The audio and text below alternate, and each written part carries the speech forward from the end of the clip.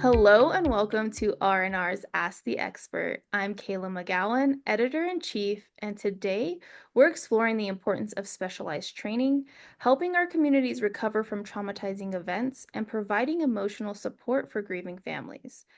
Our guest today is Danessa Itaya, the president of BioOne, a trusted provider in our industry. BioOne's experts prioritize care and compassion while delivering their essential services. Under Danessa's leadership, BioOne has established itself as a leader in providing professional and sensitive cleanup solutions for those in need. Please welcome Danessa. Hello, this is fun.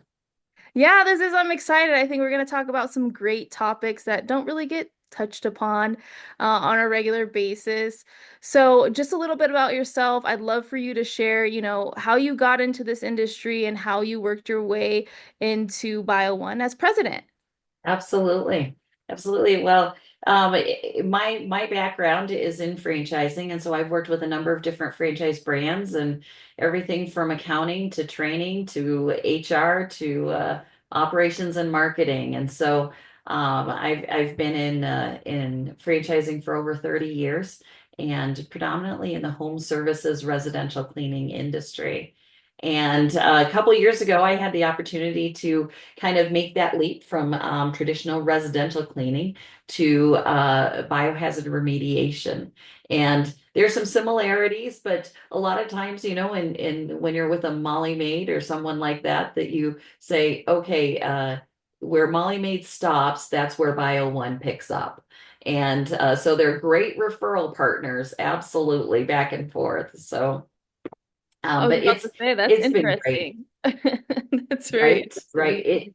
interesting. It's not uncommon. We saw that all the time in residential cleaning is that the skill sets, the tools, the equipment, the cleaning products, they're different depending on, the type of cleaning that you're doing. And so with that, we're kind of coming in and cleaning up the things that nobody else wants to clean. I think you said that best. Nobody else wants to clean it. So who's going to do it, right? There's Right? professionals for that. So speaking of that, there's specialized training around this type of cleaning and restoring essentially. So how can you share some aspects of specialized training that our professionals undergo to ensure that they keep the community safe at the end of the day? Yeah, absolutely. So unlike like a residential cleaning or some of the things that are a little bit more standard, because we are doing a little bit, a lot of times we're working with cleaning agents that maybe are a little bit stronger. Maybe we're encountering a cleanup that is a little bit different. Uh, I think number one, safety has to be number one. We have to stand behind that safety is our number one goal here in however we clean this. And so with that, one of the things that we look at is we've got really great programs out there. You're talking about IICRC are some great training opportunities, but then we also look at things like OSHA training and some of the training requirements. Every state is getting smarter and smarter on things that they recognize. Any guy who has a mop and a dishcloth can clean, being able to say, no, no, you really need to be trained appropriately. And so when states have these specific requirements, it's been very helpful because we are able to then provide that training, those training programs, make them available. So, as we work at and we look at things like HAZWOPER 40, for the things that we encounter, we feel like that is the program that we want anybody who's out in the field to be able to have that knowledge and expertise. And then, how do we train them? And so with that, we also have a train the trainer program to make sure that, the teams are trained and they can recognize what is the correct PPE to wear out there? What are the correct tools and resources we're going to need to do this cleaning? I think more often than not, people are surprised at the complexity of some of the cleanings. The other thing we do, and we when we think about biohazard remediation, a lot of times we think about, people think about crime scenes and bodily fluids and things like that. But the other thing that we also see as a growing vertical, unfortunately, is drug remediation. So then you look at things like going in and cleaning up, a fentanyl cleanup, or maybe someone who overdosed and we don't know that fentanyl was present in the bio. And so with that, being able to have the tools, the resources, the test kits, the PPE to be able to manage that. And so we do a lot of education on that, whether it's law enforcement, whether it's victim advocate groups, but then as well, to our teams and our technicians who are out in the field. So important. Yeah, I was definitely going to say too, you talked about a variety of training and education, which I think is extremely important because every avenue of training and education has its own specialty, right? You talked about Mhm. OSHA, you talked about IICRC. I know they're working on an illicit drug standard right now, so that will come out and hopefully that will change some laws and regulations throughout the states. I mean, and then having your own internal, right? Because there's going to be situations that you guys are more prone to than maybe somebody else. And talking in that, right, we're talking about safety and preparedness. Do you think that there's going to be any challenges in the near future? I know fentanyl has been one. I think it's going to continue to be one. But have there been any other types of, maybe issues or things that we need to be aware of? Well, I know we don't like to talk about COVID, but I mean, remember COVID? Mm.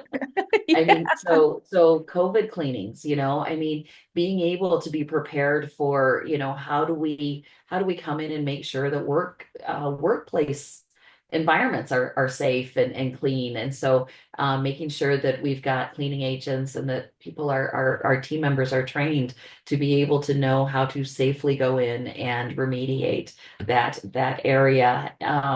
So yeah, I mean, these days, who would have thought? Who would have thought that we would, that our world would shut down for a period of time, and for Bio One to be able to go in and be able to provide that cleanliness, whether it was at a Starbucks or a CVS or and being able to make sure that we had a safe environment so people could come and get the care and the need and the supplies needed.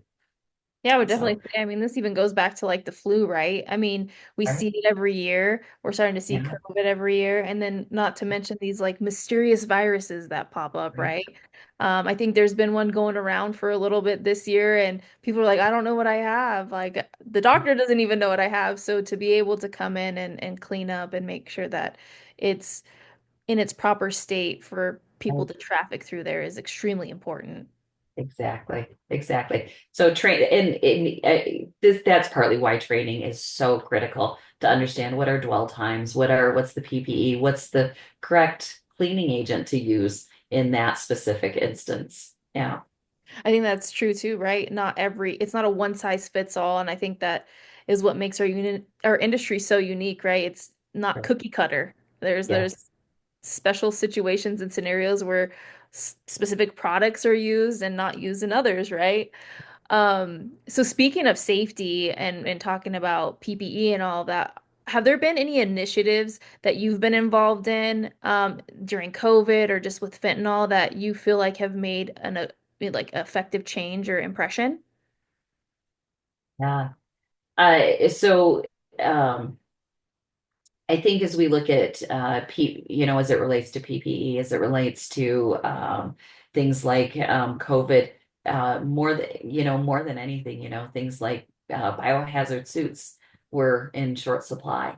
And so really being able to understand what types of suits did we need and how could we source those and source them quickly enough to be able to provide those. So we are super thankful. We all joke around about some of the different creative ways that we were able to secure some of those suits, whether we wheeled and dealed and to figure out how to make sure we could provide a safe, just help make sure our teams were and our technicians were safe in doing those cleanups. But I don't think there's ever a shortcut. I mean, I tell people that probably the biggest piece of safety that people need to keep in mind is using your PPE correctly. and that's where training comes in. So they've got to remember to, keep in mind how long have they been in their suit, making sure that all of, that they are in on scene in the appropriate PPE needed for whatever they're That encountering. instances, And yeah. like you said, it's not cookie cutter, right? Yeah, and I was definitely gonna say too, I mean, donning and doffing is huge, right? Because you can actually get sick or spread contamination if it's not done properly. There's a couple of people in this industry I know stress this so much. It's extremely important. And desperate times called for desperate measures, and you did have to wheel and deal, like you said, or come together and collaborate with maybe somebody that's seen as competition, even though this industry is more collaborative than anything. With that being said, COVID caused a lot of stress. So, Mhm. how do you guys train your industry professionals to handle these like high stress situations, but they're calm and collective? How do you guys do that? So let me tell you, it is really interesting because, people say, gosh, you guys see things that most people will never see in their lifetime, and you guys see it every single day. We hear that all the time. Um, I think one of the things that makes what we do so unique is that many of the people involved with Bio One they are compassionate people who want to help. And so, like, we think about Asheville, the hurricane that went through Asheville. And we have a business out there in Asheville. And it was really interesting to see what happened there. I mean, this is a community that's devastated, right? I mean, they had no water, they had nothing. And our Bio One crews, they got together. They reached out to all of our other Bio Ones across the country, and they said, our truck is loaded up. What do you need? We'll drive down. We'll bring water. We'll bring Starlink phones. We'll bring toilet paper. We'll bring towels so that the law enforcement can shower. They've been so just very basic needs. And so the neat thing about what we do is that these are people who want to help and they want to be part of putting helping put people's lives back together. It's very much, I mean, it's everything from, I mean, you look at that community, and it was less about, what kind of jobs can I get, because there's going to be a great need for what we do, but more about how do we make sure our law enforcement is still operational. How do we make sure there's living space where they can do basic things like flush toilets. So how do we get them water? How do we get them clothes that so they can change their clothes? Our franchisee out there, they're amazing, absolutely amazing. They were calling Walmart and saying, "Hey, do you have any towels to donate to the local police department?" It was neat. It was neat to just see our franchisees drive down and say, "All right, here we go. We're going to fill our garage with water, with supplies, with whatever is needed." And it was, they were on standby. Our truck, they were very careful because there were a lot of down lines. There were power lines that were down, trees down, so we Yeah. couldn't bring our big box trucks, and so they loaded pickup trucks. They're like, how do we get there? Yeah. So when I mean, I think people can deal with stress in so many different ways, but when you channel it towards how can I help someone, it's so different. I was definitely gonna say too, like just everyone that's around you being on that same page, right? There's so much that you're probably that's probably going on internally, but it's just there's no time for it because you're jumping into action to help for the greater good. And I think that's so important to mention that because that's in life for people in Right? general too. You can overcome. And also, how did your franchise survive out there? Were they hit? I know I talked to somebody yesterday. It was about 10 miles from there, and they said, "Oh, we got flooding and stuff, but we didn't get near what they got." Yeah, yeah. It was amazing. I mean, all our team members were impacted. Their homes were impacted. And you know, but again, name of the game was how do we put our community back together again? That was the focus. Yeah, So that's true. I feel like our industry professionals, they worry about their stuff last. They'd rather take care of our consumers, which is true. I feel like we're our industry's first responders essentially. It's just in a different light, right? We're responding first responders in a different light than our law enforcement and our paramedics and our firefighters. Yeah. Um, so talking about like critical times and desperate measures, I want to kind of jump into like how we help the community, which we talked about that briefly here. So what are some of the steps that we can, really look at and see, okay, these are successful in setting up a recovery center or, some safe space. I think you talked about having towels and being able to flush toilets, but what goes into that? Is there like an ERP or, how did you guys develop such a successful plan? We probably should have been more organized than we were. I know, I know our sister company, 1-800 Packouts, they're far better at this, and are have responded. But I think part of this has to do with really strong communication to the network. Um, One of the other, we talked about Asheville, but we also were part of the cleanup crew for the if you remember the Mandalay Bay concert shooting in I Las actually Vegas. live here. Yeah, I live in Las Vegas, so I Okay. remember it like it Yes, was you, yesterday. yes. Yeah. And so we were part of the crew that came in to clean up after the scene had been cleared. And so, and that was a big job. It was huge. And we had franchisees from all over the country fly in and say, "We're there. We'll help whatever you need." And so, recognizing that there was a little bit of healing that needed to happen there. Obviously, a community very, very, just unfathomable, right? I mean, just what happened, that tragedy, and so our franchisees recognize that when there's an opportunity to help, they will hop on the next plane and be there. So I think some of it just comes from rolling up their sleeves and saying, "Hey, this is what we're going to do." And then we've got a great support network here at our home office saying, "How can we help?"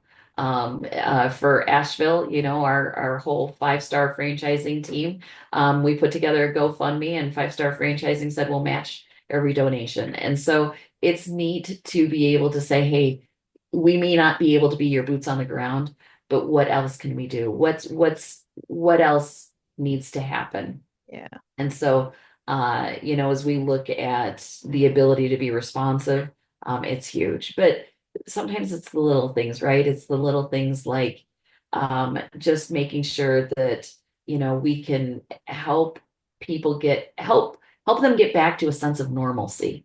Yeah. And so it's less about what we clean up and less about the how gross or how unique it may be in what we're doing. And it's more about how do we help this person just go back to living a life that is respectful, that is that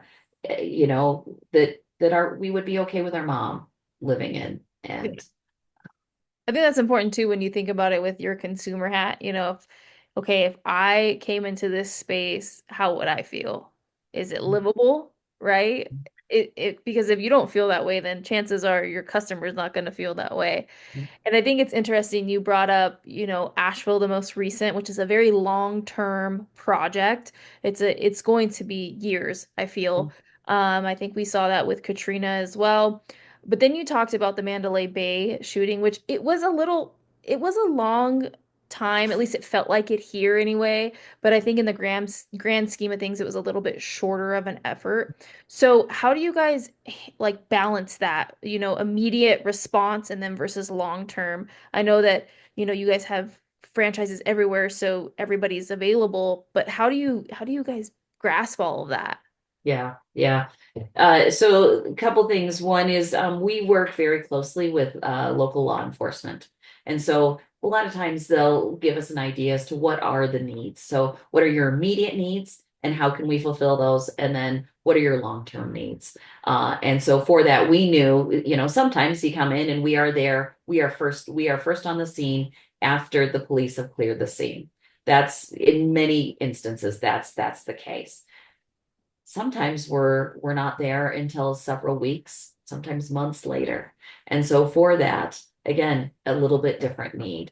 And so with that, I think our ability to tailor what we do in our service is based on that. And sometimes, we've been talking more about tragedies or disasters, but a lot of times we do hoarding cleanups.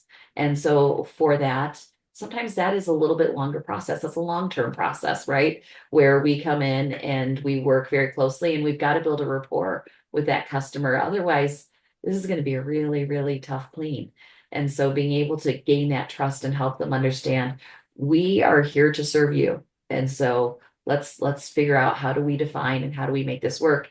Because if all we do is come in and throw everything away, they're going to go into the trash and they're going to take it right back out and they will have paid for something that didn't help. Yeah. So and we didn't help at all. So I yeah, would definitely say hoarding too, right? There's like you said, there's a whole relationship that has to be built.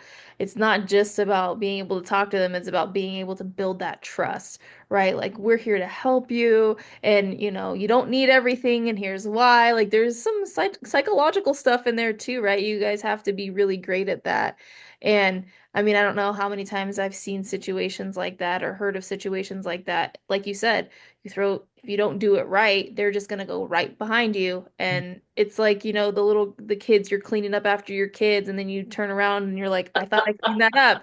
It's kind of that similar situation, which, you know, we have a 9-year-old, and sometimes I feel like I'm still dealing with that, where it's like, no, we put that away. We're not supposed to take it back out. But I could definitely see how that plays the yeah, same role here, right? And then you talked about working with like local law enforcement and just being involved in your communities, right? That makes a huge difference too, because you're yeah, really self-aware of yeah. what's going on. And we kind of just dove into this like the emotional side, right? So what are some effective ways to provide emotional support to the families that are grieving, specifically like after a traumatic event? I know communities too, like with the Route 91 shooting at Mandalay Bay, even Asheville, there's going to be PTSD, there's going to be sadness. How do you guys, you know, get over that mountain? Yeah, yeah.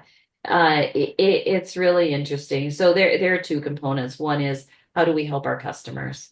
And a lot of times, like we talked about, I mean, we're interacting with our clients on the worst day of their life. It's this is something that there is no plan or process for this in their mind, right? And so a lot of times, I mean, it starts with things as simple as do you do you have a place to stay tonight? Just as simple as that. If not, let's get you some resources to help make sure that you've got a place to stay. And then more than any, there it is not uncommon for the homeowner to stay outside while our team goes in to take a look and just understand, what's involved, what do we need to do. Um, in that instance, because we don't want to re-traumatize the client either. And so for that, being able to come back out and say, we've got this. If, a lot of times we'll work directly with the insurance carrier as well. Again, just making it as easy as possible. Our goal is to get them back into their home so that they and their family can grieve together and start putting their lives back together with their family. That is truly, our goal. It's interesting. I think more often than not, people do not know that a service like this exists. And so a lot of it has been education of we work closely with law enforcement. We work very closely with victim advocate groups to help them understand, hey, when this happens, call a company like Bio One. Um, it is because people should not have to that's not something they should have to worry about uh, during that time. And so there are things like that we do as we work with our client is again just everything we can do and we recognize that that is a big component of who we are and what we do. Our motto is help first, business second. That's we go in, we look, we see how can we help you, and that looks different for just about every client. And so with that, uh, the name of the game is to make sure that when we leave, that we can get them situated and back into their home. As it relates to our teams, you're absolutely right. I mean, having mental wellness programs available to them, that it is something that we work with our franchisees, and a lot of the one of the things that we talk about is that that's something that needs to be in place. So that they are doing that regularly, whether it's quarterly, whether whatever, and then more frequently as needed, because you don't want to wait until they need it. It is good for them to have an outlet. You don't, this is not this is not the kind of job where you get to go home and tell them about your day. I was It's, about to say, sometimes it's a your little family hard. doesn't want to know about your day. That's not a different, But it's interesting. We right? actually just, right? We actually just got back from our annual conference with our franchisees, and they love it partly because they get to be around a bunch of people who do exactly the same thing they do. And so their ability to talk about their day is so much more open than Right. what they get to do at the dinner table, and so I think having outlets like that are so important. And many of our franchisees manage it through humor. They compartmentalize it. They say, Yeah. "How do you laugh about this?" And they say you have to. You have to be able to have a sense of humor at the same time empathy. Empathy is a big piece, and one of the things that I think in this business, if if our only goal is to be transactional, we've missed the mark entirely. Yeah, I was definitely gonna say, I mean, you just touched on this that people don't really know that this is available for them, and I can speak to this. Years ago, my hairdresser was actually unfortunately killed in her home, and their family ended up cleaning up everything Mm. because they didn't realize, right? They didn't realize, and looking back, it's like you're already going through something emotionally to have to clean that up yourself just because you didn't know, right? I mean, it was like almost 10 years ago. So, it wasn't really as heard of. Now people are more aware of it, but I would definitely say like that was probably one of the hardest things that they had to go through. And it's so unfortunate because there are companies like Bio One that offer that not only the cleanup, but the emotional side, right? The empathy, the active listening, the emotional intelligence to be able to handle those situations. So you talked about this briefly, just having the empathy and everything like that, but then being able to have your staff taken care of on the back end, because if that's not happening, they're not going to go out into the field and be as effective as they could be. And mental health in this industry and many industries is just not talked about. There's like a stigma around it. And I think that's important that you offer something like that to your employees because many probably say thank you, but there's probably a big number of people that don't say thank you. I know sometimes it's a pride thing, but that is something that they are going to be forever thankful for because it's going to propel them in life as a whole. Right. Right. And we always tell people, don't wait until you need it. Because but if you wait until you need it, sometimes it's harder. It's harder to so this is something that we highly encourage. And so one of the really neat things is at our annual conference, like most companies, you have a vendor fair. And one of our partners there is they offer, health insurance and that our franchisees can offer to their team members. And I was really impressed with the mental health program that they have, that they offer. And again, it is confidential. This is by trained professionals who know how to be able to provide the dialogue there. But it's amazing in this industry. Uh, we interact with a lot of the law enforcement, like I mentioned, and some of the support programs that they have really can partner well with Bio One as well. And so I've been impressed with the growing number of resources available. But you're right, it's something that most people don't know about or are aware of or don't want to talk about. And I tell our business owners that you should not be the person that they have to come to talk to about this. You're their employer. You and they may not be comfortable, and we don't want you to have to be the expert. Let's make sure that they've got experts that they can go to. So absolutely. I was gonna say too, your owners and your managers and everybody, they have to have somewhere to go too, right? They can't compartmentalize all of their stuff plus their employees. That'd be extremely impossible. And that's extremely important too. I think it also provides like a very safe space for your employee as well. I know that's really important as well. So Yeah. they have that safe space. They're gonna be they're gonna be high performers too. Yes. And like you said, your employees are there because they have a passion to do this. They're empathetic, they're sympathetic, and they care, right? They want to bring back normalcy to their customers. Yes. They Um, have a heart for it. Yeah. yeah, it definitely takes a special person, right? I definitely think like, when you think about dispatchers and doctors and everybody, it takes a special person, but in our line of work, it really does take a special person, especially when you have like kids involved or, somebody that maybe died of natural causes and, they were just there for a while or stuff like Asheville and Route 91. I mean, Yeah. the scenarios you guys are subjected to is like, it's true. Not every day is the same day in the office, right? Um, Right. Right. which Yeah. I mean, It, you it, go ahead.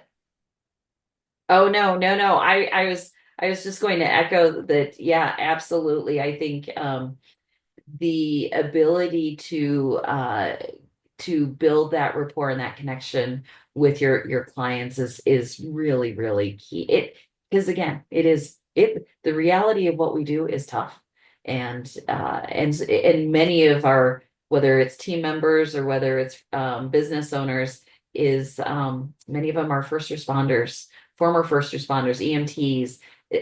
They recognize the need. Volunteer firefighters. They recognize there's a huge need. They want to be tied to their community, and this is another way that they can stay connected.